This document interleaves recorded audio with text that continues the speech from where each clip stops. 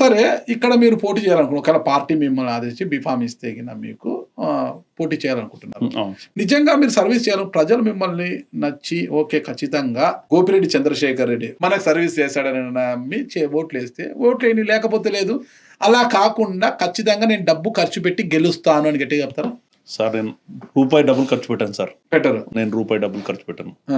డబ్బులు ఖర్చు పెట్టాను, సర్వీస్ చేస్తా అని చెప్తాను, నేను చేస్తాను. ముందుకు ప్రమాణం చేయండి. ప్రమాణం చేస్తాను సార్. దానికి ఇక్కడ ఇట్లా సార్ ఇక్కడ అంటే దానికి ఏదైనా ఒక అది ఉండాలి కదా సార్. ఎక్కడ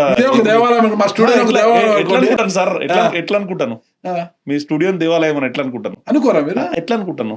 నేను ఆ రోజు నామినేషన్ వేసే రోజు ఆ రోజు ప్రతిజ్ఞ చేస్తాను, నేను డబ్బులు ఖర్చు పెట్టాను అని చెప్పి. మీరు రెండే రోజు మీరు పక్కా సార్ తీసుకొని రండి సార్. అక్కడ ప్రతిజ్ఞ చంద్రశేఖర్ రెడ్డి నేను నామినేషన్ దాఖలు చేస్తున్నాను, ఈ ఎన్నికల్లో నేను గెలిచిన ఓడినా డబ్బులు మాత్రం ఖర్చు పెట్టను, డబ్బులు ఖర్చు పెట్టకుండానే ఎన్నికల్లోకి పోతాను సార్. దీంట్లో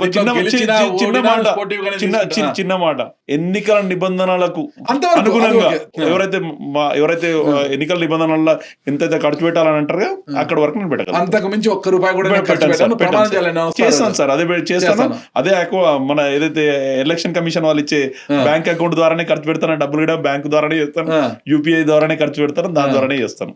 అంతే సేమ్ అదే. అంతే సార్. అంతా white, no black. No black sir.